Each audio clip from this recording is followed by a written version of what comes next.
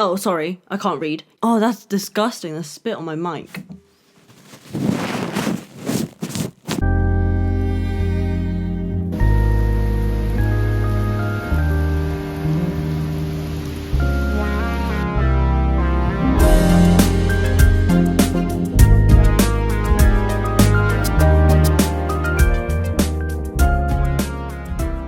This looks way too fucking bland to me, so I'm gonna do something about that. Let's see what I can do. I think it's nice to have something, you know? Have something. Something, you know? This bullshit.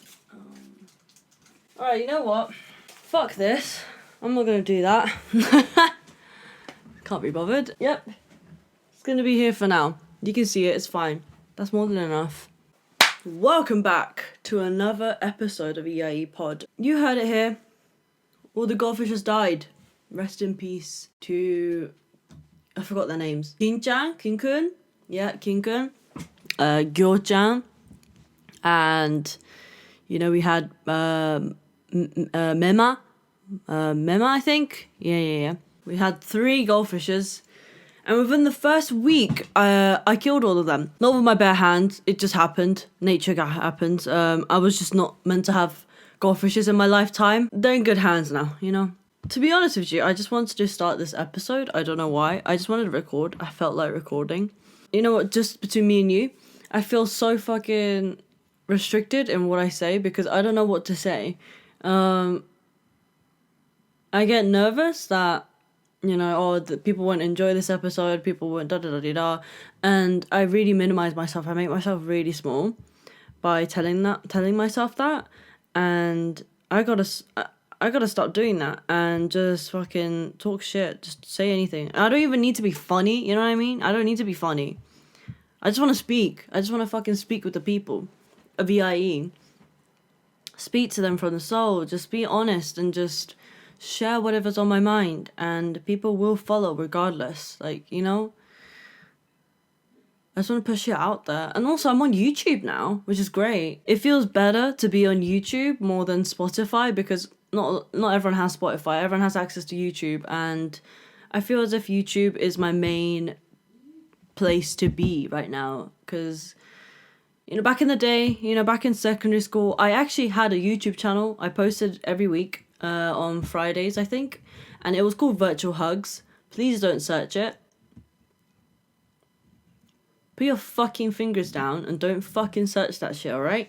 Virtual Hugs is very cringe, I know, but you know, that was me when I was 14, sorry. That was before all the drugs and the alcohol, so I was pretty innocent. I was an innocent gal, and you know, I used to post just cringe shit, try not to laughs.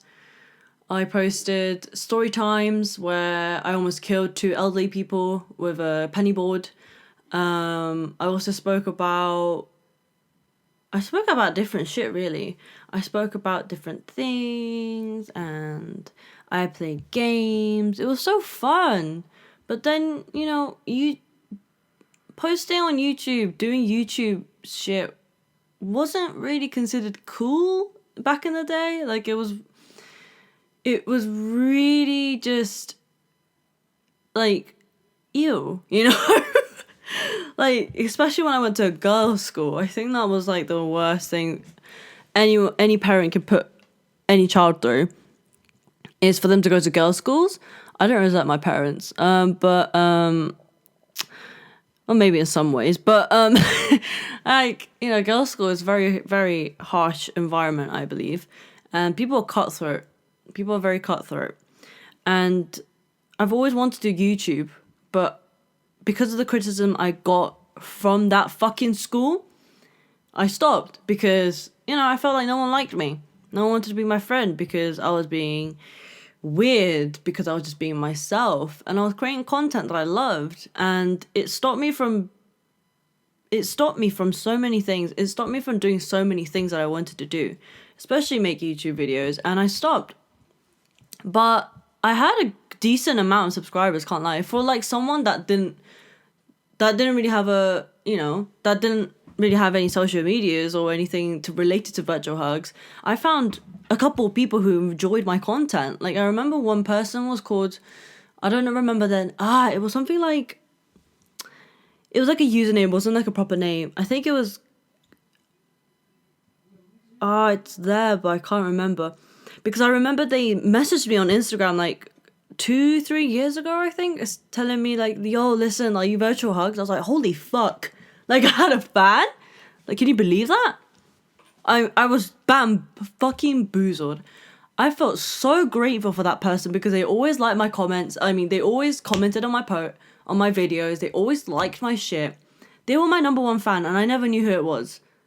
I truly never knew who it was. I just knew that they were someone from Europe, not the UK, someone from Europe. I think it was Norway. No, Finland. Like one of them ones, you know. And they were a huge fan, and it confused me that why I had to stop. And it made me realize, like, wow, like, you know, when you're a teenager, you're so influenced by the people around you, and it fucking hurts to know that I stopped posting just because a girl thought I was fucking weird to do it. Or a group of girls criticized me. Or a group of girls, you know, just violated me, bro. And I don't know why I stopped. I mean, it's good. It's a good thing I stopped. In a different way, because I'd look back and cringe. But I could have been like a whole fucking YouTuber by now, you know? Like a massive YouTuber. I'm not even trying to gas myself up. It's just facts. Like, I could have been, you know? Anyone could have been. Like, back then, it was so easy to become a content creator because no one was doing it. Everyone thought it was cringe. No one did it because they were so scared of judgment, like me. That's why I stopped. But as a teenager nowadays, you can just you make YouTube and you'll become, I don't know, like a millionaire one day. You can just, like that. Even on TikTok, yes, people find it cringe, but it's a lot more accepted now, I think. And that's one of the things I love about social media for teens, but also because of how heavily influenced teens can be by their peers, by the world around them. It can be very confining to their true selves, I think. It's just, you know, I think it's too early for 13-year-olds to be using social media. That's just my point. It's just way too early, I think. But, you know, I was 13 on Twitter, looking at fucking live leaks. You know, not feeling an ounce of empathy watching it. I thought I was a psychopath watching that shit, but you know what? Because it was a kid, and you know, you never see these things. You don't understand the capacity of how fucked these live leaks were. But yeah, I think a lot of people can agree with that. But yeah, I stopped. That's one thing I regretted, I think. That's one of the biggest regrets, that I stopped because of other people. Because other people found it cringe. I loved it. I still do. That's why I really want to do this kind of shit. It reminds me of how many times I didn't take that leap. How many times I stopped myself from speaking. How many times I've said no. How many times I said yes to things that didn't align with me. And it really upsets me that I had to listen to the people around me. But now that I know, it feels so freeing. It feels so nice. And,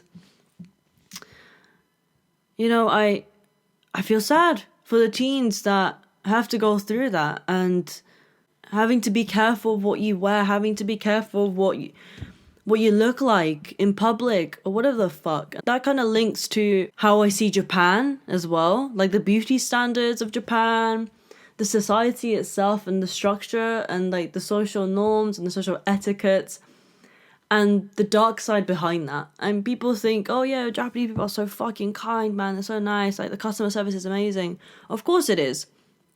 Because that's what they expected. People are expected to be nice or like kind. Of course, not a lot of people are, especially in Tokyo. Like, not a lot of people are kind. But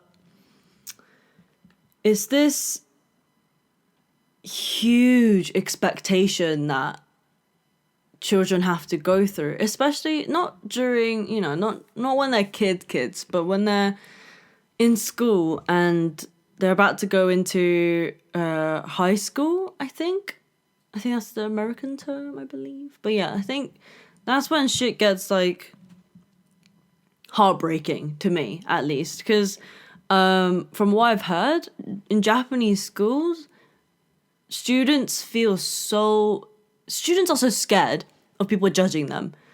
That's why they rather not share their own opinions, they rather follow, so they don't get outcasted from groups, from friendships.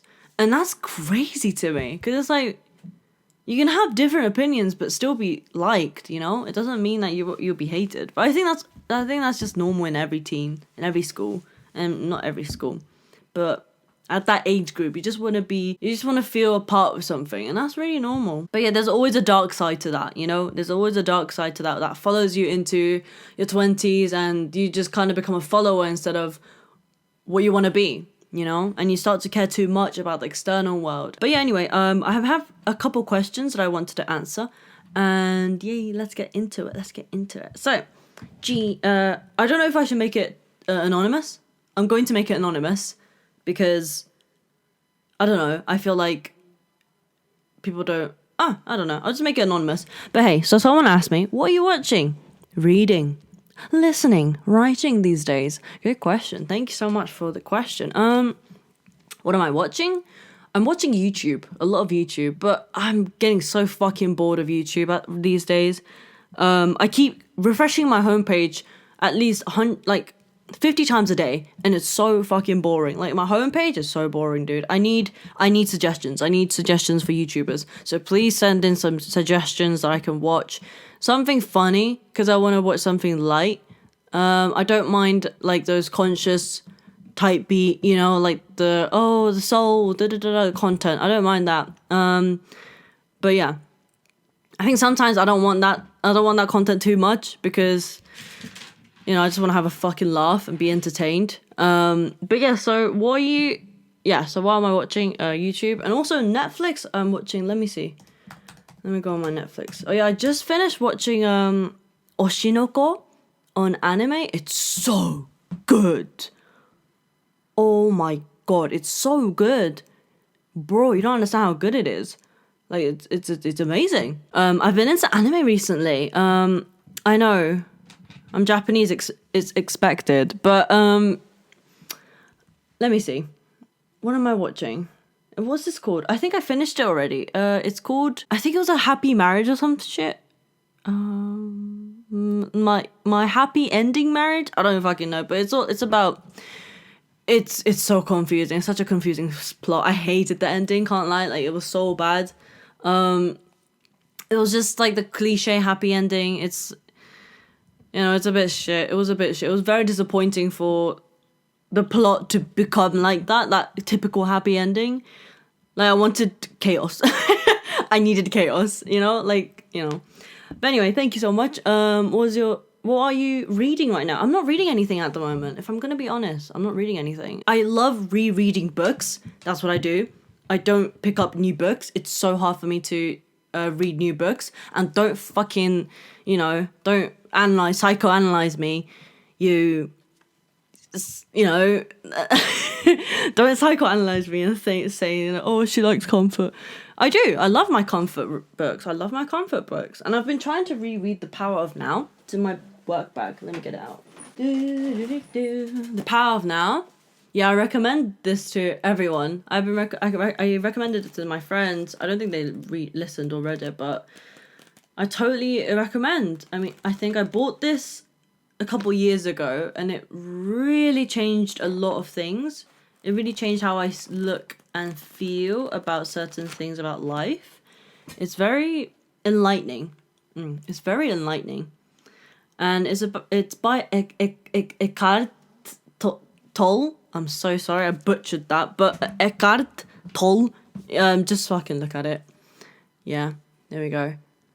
Yeah, so that's The Power of Now. It's a guide to spiritual enlightenment, of course. You're not going to be spiritual enlightened the moment you finish the book. Such an insightful book. I'm sure you'd love it if you like reading EIE stuff, content. Next one, what are you listening to these days? You know what, I'm listening to really chill R&Bs. For example, like Caesar, Daniel Caesar.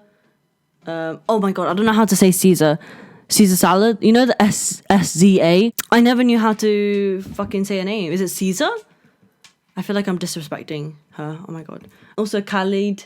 It's very basic shit, but this song called by Eluj, the song is called Lover Rock.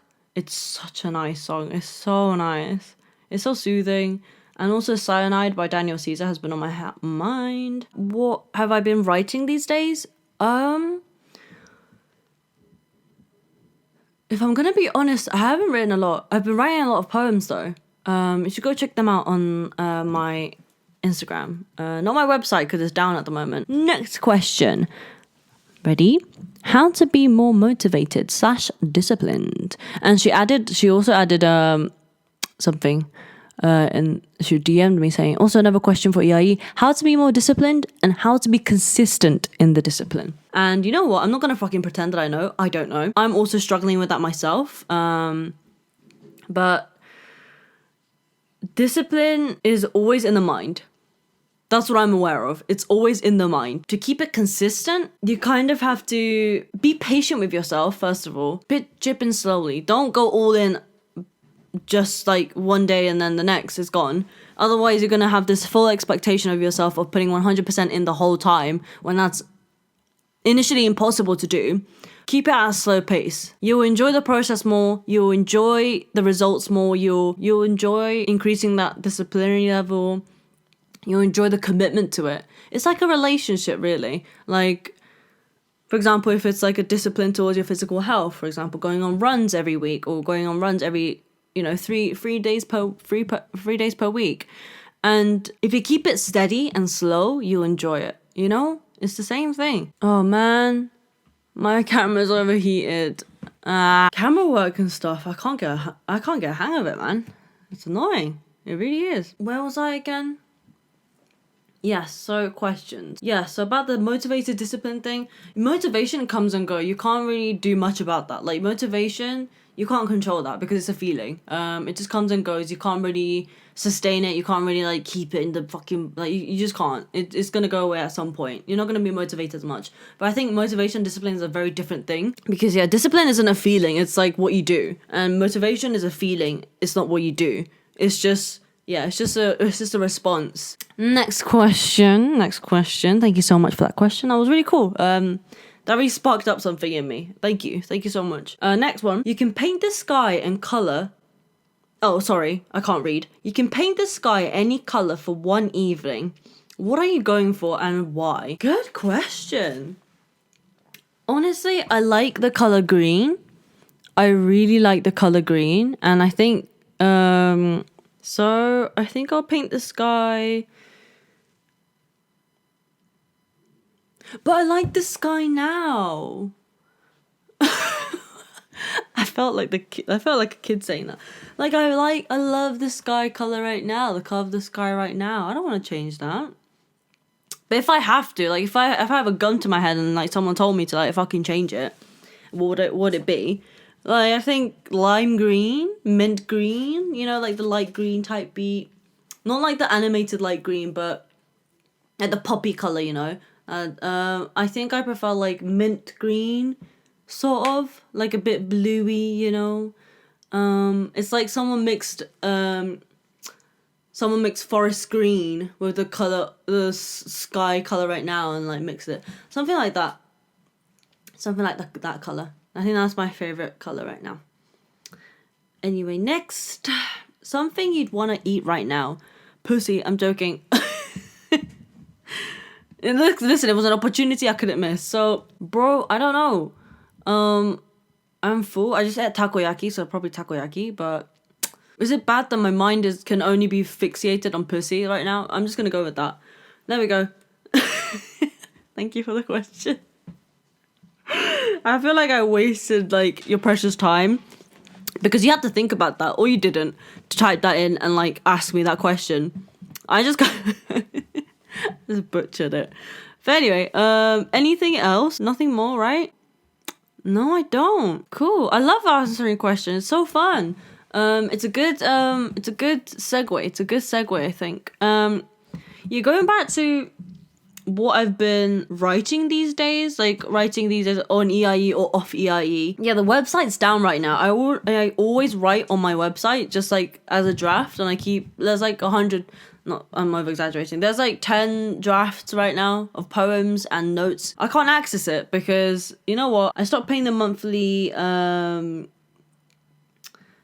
I stopped paying for it. Well, it's not a technical issue, it's a financial issue because it's so fucking expensive. You know, a website, every month I have to pay like 16 quid, right? It doesn't sound a lot when you say that, but when it amounts to, when you times that by 12, it's a lot.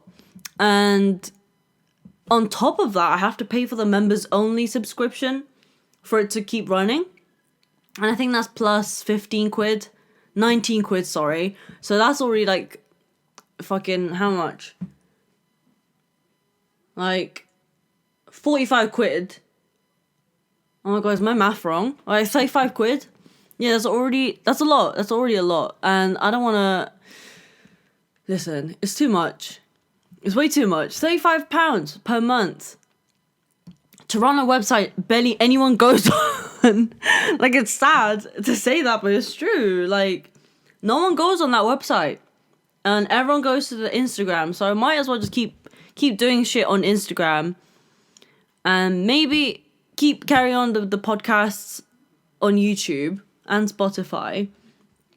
And by the way, I don't get paid for any of this. Like, people think that I get monetized. I don't. I have no monetization right now, especially on Spotify, because I'll show you.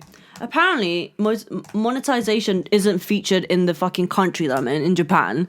It makes no fucking sense. It pissed me off. But anyway, right now on my laptop screen, I'm looking at Airbnbs to stay in. I know, bougie, I know.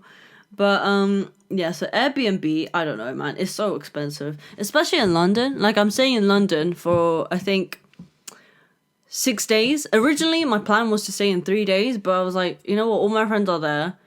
Why the fuck am I staying there for 3 days? I might as well stay longer. So I'm going to stay there for 6 days. I changed all my travel plans. Yeah, so I can just kind of just relax a bit more, because I have a huge fucking suitcase to bring, which is this one. And it's going to be a bit of a headache to pull around London, around the whole country. Because I'm going to be visiting different cities in London. Sorry, in the UK. So I don't want it to be too much of a hassle, because it's only me traveling. So it's going to be a bit of a hassle, and I don't want me to deal with that. And I also want to be near the airport.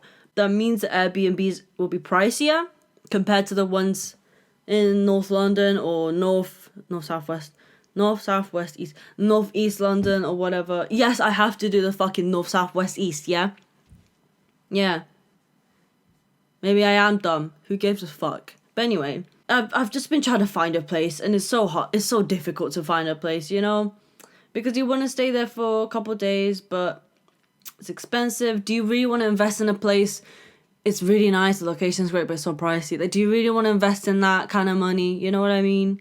Like, is it really worth it to pay, like fucking 600 quid for 6 nights? 5 nights, sorry. 6 days and 5 nights. And I asked my sister what I should do.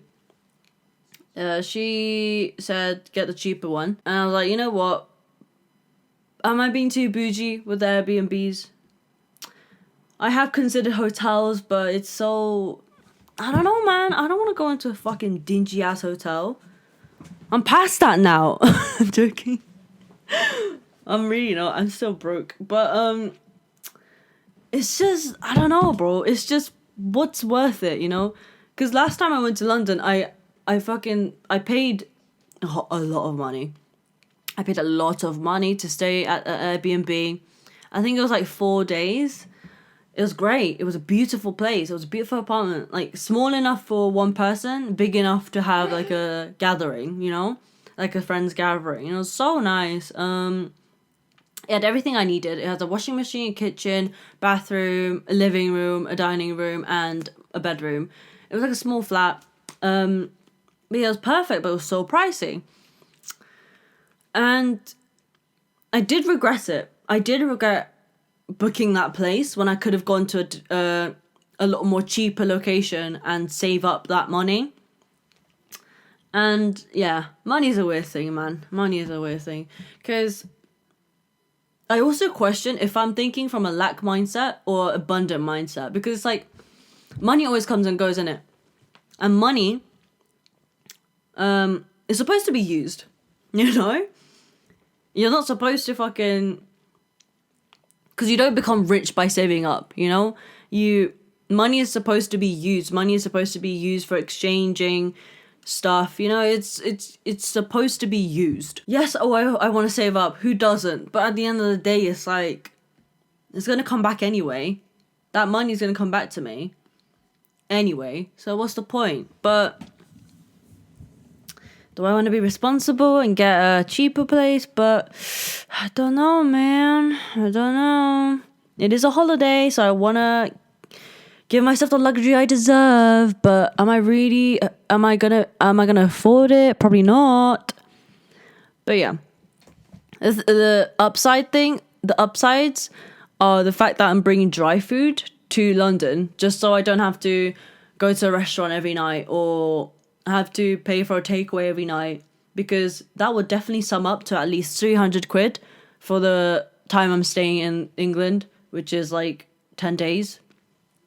And that's already like, I could just imagine how much I'm going to spend on Deliveroo and Uber Eats because you know what, I will cook, but I'll need the ingredients, and the ingredients, I can't take it back to Japan because it'll be an opened can of tomato sauce or something, I don't know.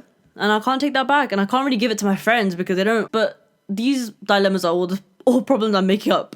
Like, it doesn't need to be a problem. I'm just making shit up. But so you know what? I'm just gonna...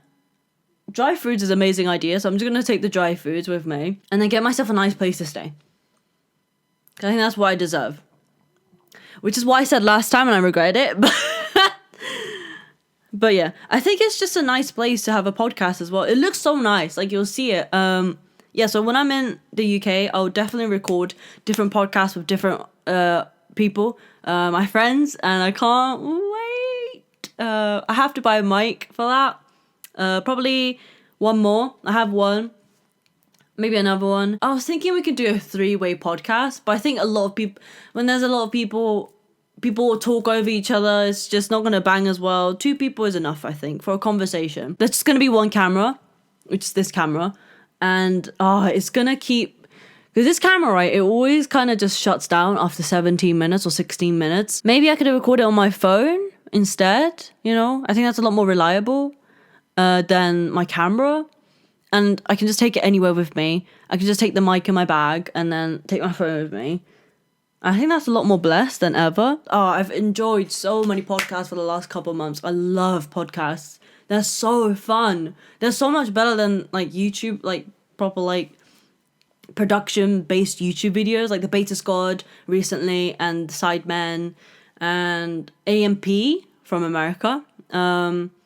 I've been watching all 3 of those groups, and I realized I love podcasts a lot more because they're so down to earth, they're so chill, they're so funny when there's comedians on, especially on Theo Von's podcast.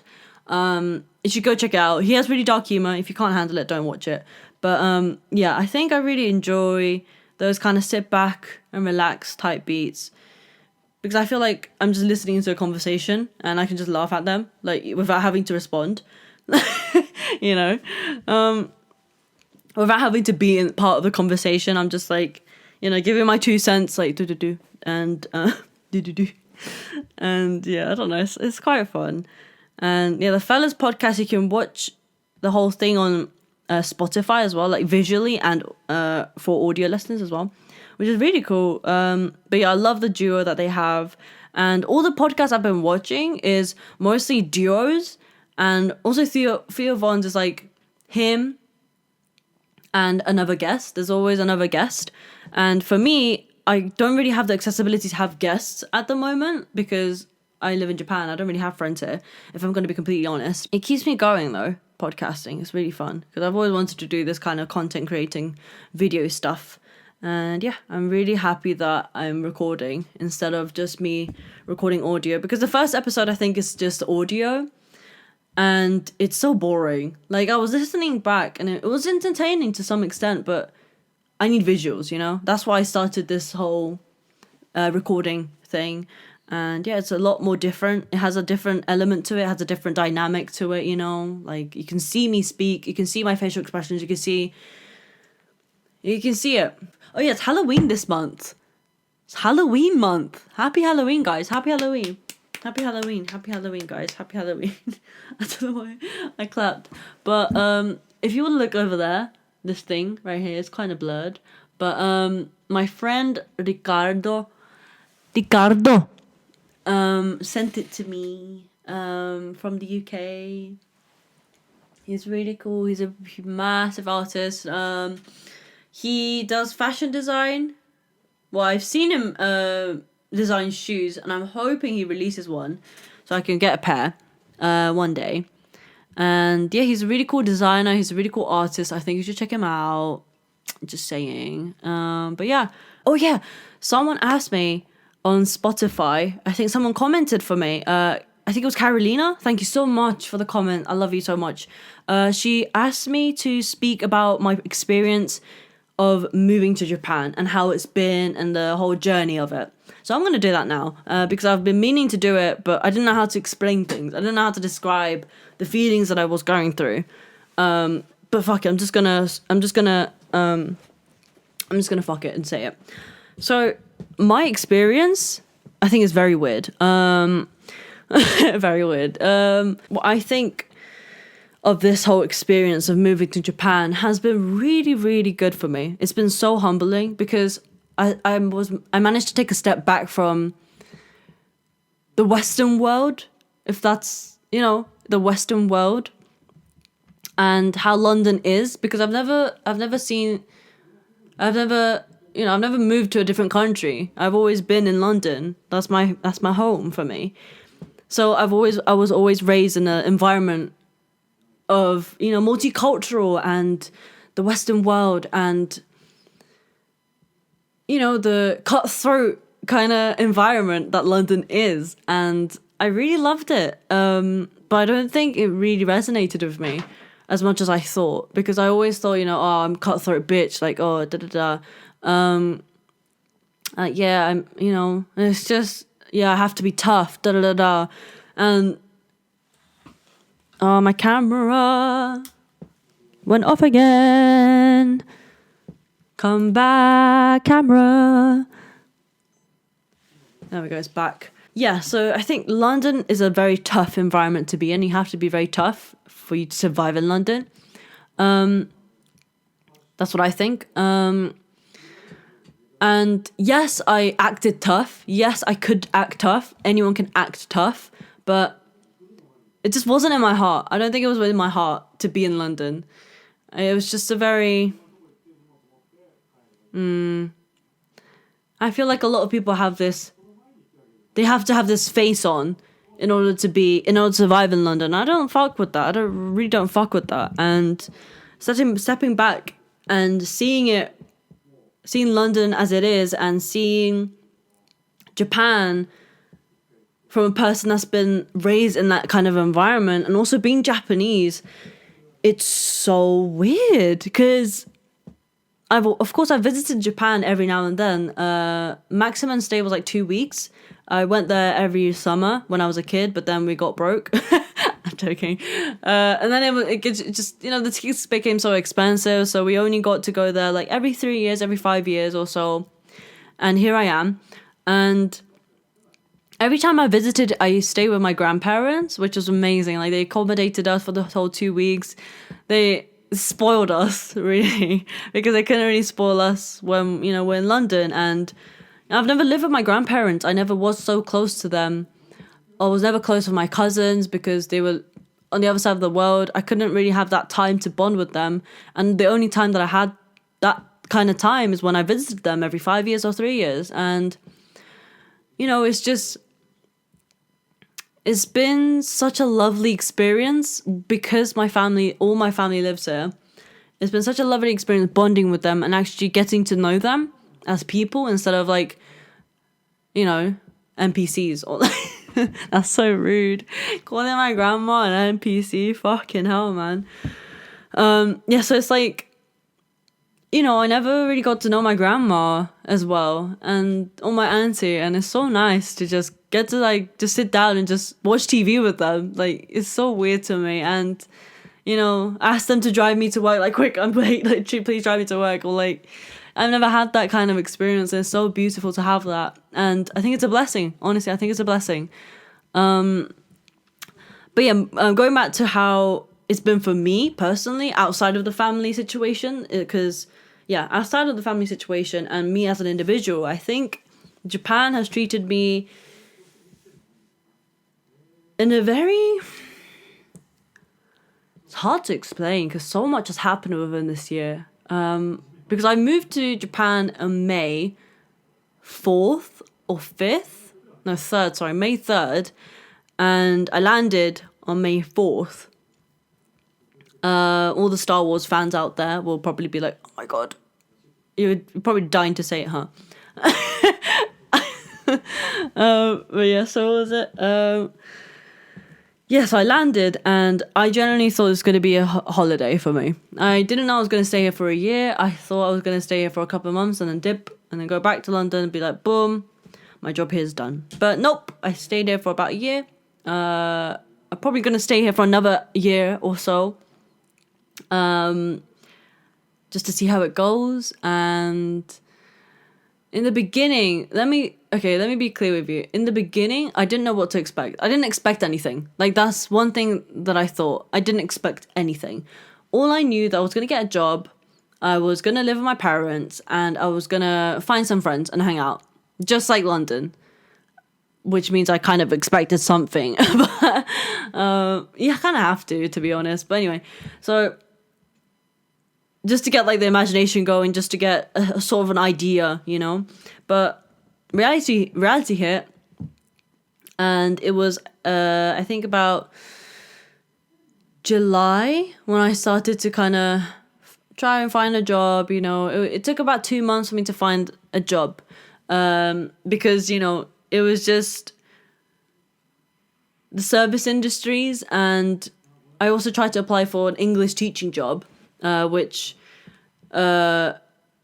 didn't accept me, which is great, fantastic, because I didn't really want to be in that company. But I think my only choice was customer service, and me not knowing Japanese, like how to speak Japanese, how to write or read Japanese, was so difficult for me to connect to the job, connect to my responsibility, to connect to the people around me. It was so difficult for me to do that because of that language barrier. And bro, language barrier is such a real thing. And it was a lot weirder because I'm Japanese and I don't know how to speak Japanese. Like, that doesn't really happen a lot here because it's a homogenous society, meaning I learned this word a year ago as well. I didn't know what it was. I'm just trying to sound smart. So homogenous society is pretty much a society that everyone is the same kind of ethnicity or race. So pretty much Japan and Korea is also a homogenous society. And I don't know any others. If you know them, let me know. But it's just it's a very tight knit society. They like to keep it their way.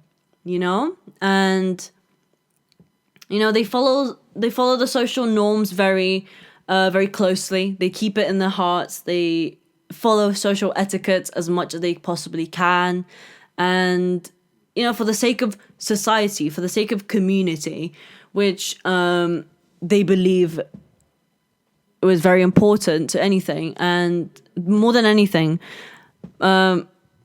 which I have felt very isolated from. I think that's a really good word to say. I felt very isolated from that. Damn it, overheated it yet again. Fuck me, it's such an important part as well. But I'm just gonna give you a slideshow of photos from Japan and videos while I'm speaking. So I felt very isolated from the society that I was in, because I look Japanese, I look like I fit in, but I don't, because, well, I'm clearly a Westerner and they're not. And that really brought in a huge wall between me and them. It was like a huge thing between, it was so hard to be accepted by the people I worked with. Of course, like there were two people, my manager and another guy. They accepted me so well. Like they truly accepted me for the fact that I couldn't speak. Like there was a language barrier. They were so patient with me. I really, really, really, really fucking love them. So they were the first two people I've properly interacted with in Japan. I feel like I'm about to tear up just thinking about it, but like I've learned the importance of feeling like you belong. Not even that, just being accepted and knowing that just because people don't accept you, it doesn't mean you're not unacceptable. That doesn't mean you're undesirable. Like not taking it personal as well, because I used to take it so fucking personally. Because whenever I spoke to, store clerks, because even being born and raised in London, I still talked to store clerks. I still said, "Oh, your boss man, like, have you been?" Like, like I'm a friendly bitch, and like I spoke to people because I like speaking to the people, asking how the customers have been, like they've been treating you well, da da da da. But it's so different here because they don't do that. There's no relationship between the store clerk and the customer. Of course, some people are very friendly. I've seen that and I love them. Some customers are very friendly. They speak to the store clerks, but some don't. The majority don't. But there's this. I did feel this. I guess standoffish environment from the people that I tried to speak to in Japanese, in a broken Japanese. Yeah, I always felt, in the beginning especially, I felt isolated. I felt standoffish from the energy from people because I was different. And that really fucking hurt me. And it really made me angry. The first emotion was anxiety. I felt very anxious. I was like, oh my God, like, everything's new. Like, oh, what's going on? Like, what does that even mean? Like, why can't I read Japanese when I'm Japanese? Like, it was always at the back of my head. I'm not gonna lie to you. It was always at the back of my head. And that really made me anxious. And, just speaking to people especially made me very anxious because when they asked me questions, like very in a polite manner, in a formal way, I don't know what the fuck they were talking about because it was so formal and it was so foreign to me. And I'm like, what the fuck are you talking about? But they expect me to know what they're talking about because I look Japanese. And they're like, oh, like, for example, お世話様ですとか, like, ご利用いただきますとか, different Japanese, the very formal Japanese. And, I wasn't really exposed to that in London, especially with my parents, because the only Japanese I spoke was with my parents and my family. My family. And we never spoke like that. That's really weird. And I'll be like, sorry? Like, すいません. Like, it's just like, huh? And they look at me crazy. They're like, ご利用いただきますか? Like, they were like, confused a bit, they were like, why the fuck can't you speak? Like, are you okay? Like, like you are Japanese? Are you dumb? But anyway, so yeah, they thought I was on something. So yeah, that was my first interaction, and I believe it was a store clerk. I think it was convenience store, and yeah, I was just being nice, like, oh, da da da da. Yeah, it was just I felt very isolated, and I felt angry because of that, because it's like, why can't you fucking accept me? And that was the anger that I felt. So the first 9 months was hell for me, at least. It was just so mentally draining to have to kind of have to carry that weight with you. Hold on, I need to sneeze. Okay, he ain't coming out. Okay. Yeah, so, yeah, that was the first 9 months. And then I kind of just accepted it. I just started to accept it because that's the reality now. I can't go back to London. I'm broke. Like, I have to deal with this shit. And I dealt with it. I gulped it all in. of course, I didn't deal with it healthily at first because I didn't know how to. And, you know, I was like, okay, cool. This is it. Great. And yes, I became depressed because I started to miss my friends a lot.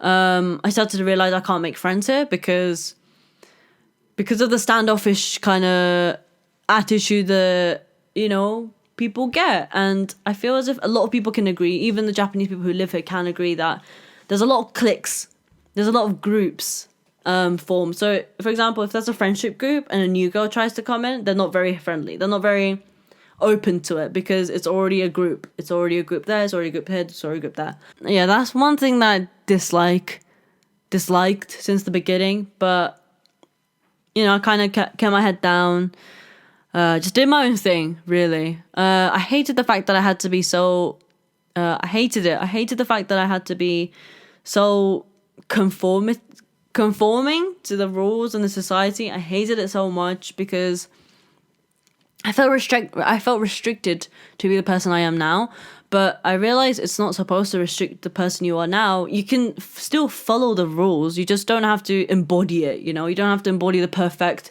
Japanese citizen that the government wants you to be, you know?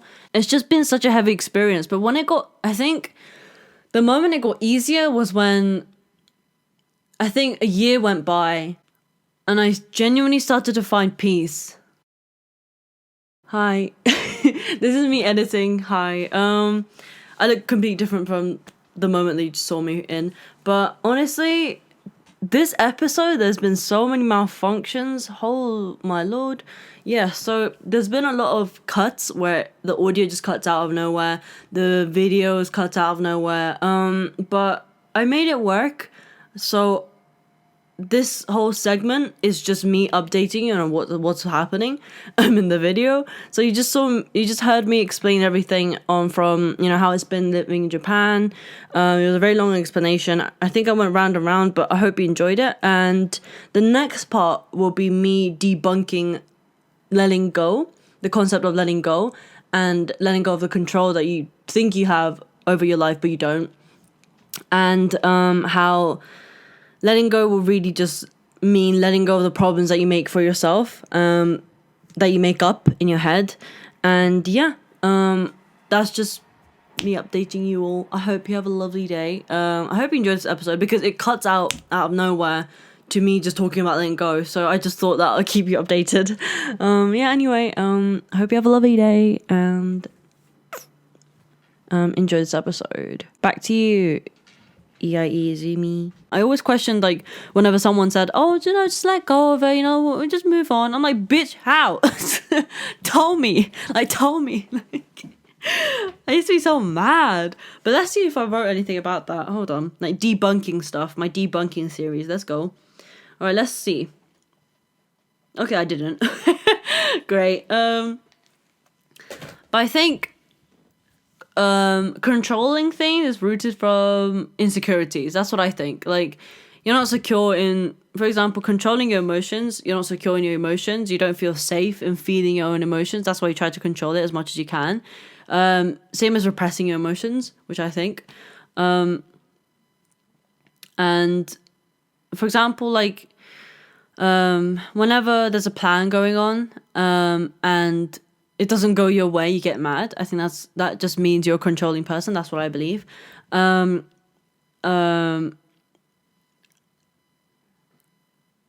Because it doesn't go your way, you know? I think that's just a theory. But yeah, don't come at me just because you got upset.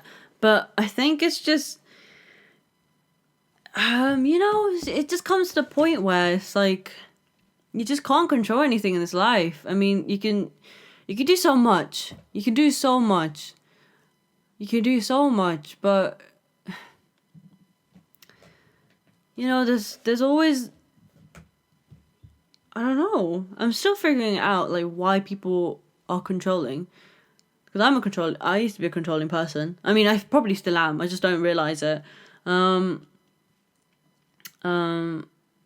But yeah, I think it's just to do with insecurities. That's what I think, because I was insecure. Of course, I'm still insecure with certain things about myself. Of course I am. But yeah, being controlling. I think it's just to do with not wanting to feel that uncertainty, not feeling comfortable with that uncertainty, not feeling comfortable with, to be honest, I don't really know. I need to dive a deep into that. But hey, but yeah, letting go is an art. It really is. Like, if you can let go of certain shit, you're cool. But if you can't, that's okay. You're still cool as fuck. You're really cool as fuck, you know? I don't know who I'm talking to, but... but yeah, I think that's the end of today's episode. I have nothing more to say. I've recorded at least 2,240 seconds worth of audio. So I think that's about more than enough. But anyway, let me know. Ask me some questions throughout the month. Like, honestly, spit out a question during the month and I'll answer it on the podcast. Because I love answering questions. It's so fun. It's really cool. It gets me to be interactive with you guys as well, which is really fun. But yeah, I've been posting poems every now and then. Check them out, please do. They've been shown enough love, which is amazing. It's more than enough for me. If you don't want to check out, then don't check out. Then I don't really care. Next episode will be with a guest. Yes, bitch! Thank God. I'm so excited to have a guest on. Who knows who it will be? You probably won't know them. You probably will, but you'll find out. I can't wait. And next episode I will be in London. I will be not in London, sorry. I'll be somewhere in the UK. I will probably ask for questions at the end of this month, but shoot me a question via the DM at Essence and Expansion. And I shall see you soon. And always prioritize your peace. And you know what? Luck is always on your side. And please don't react. Respond. See you in a bit. Bye.